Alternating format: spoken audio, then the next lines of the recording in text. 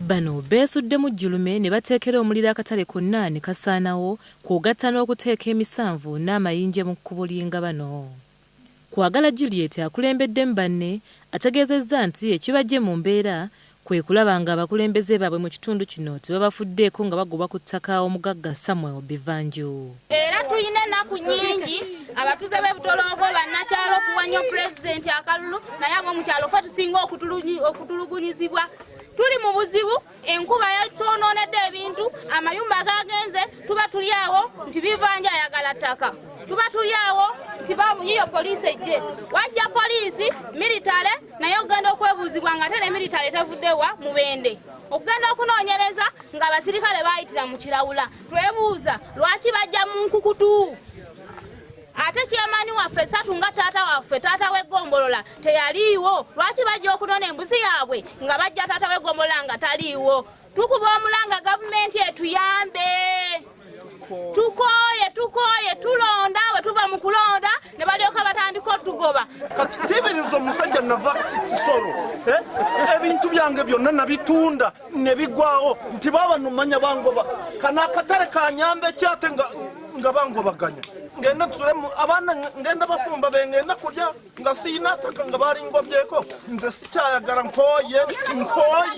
tukoye embeera mbi oba twaronda bubi kale please Katonda yamanyi naye tukoye kutuyisa bubi.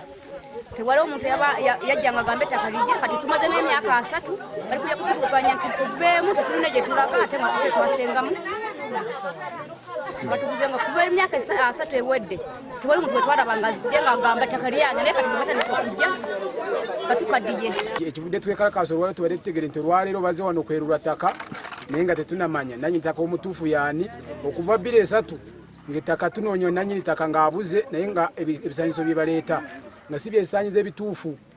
Kati olwaleero ekintu tuvudde twekalakaasa wano ettaka tukyali mu kunoonyeza nannyini ttaka naye tuwulira nti omwami Bivanju mbu ye nannyini ttaka naye talina bwineemala.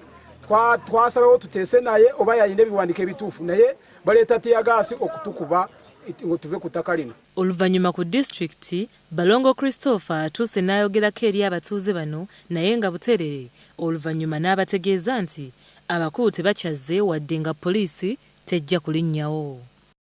Olwaleero ekiri ebutoloogo tekisanyusa abatuuze balina ennaku kubanga ekintu kino olwaleero ekikwata ku ttaka naddala erya wano Kawololo kituta emyaka egiwerako era ensonga eno yayingirwamu kodda ne kooti naye bibadde bijja byenyoolanyola nga ekituufu kyennyini tekikola tekitegeerekeka.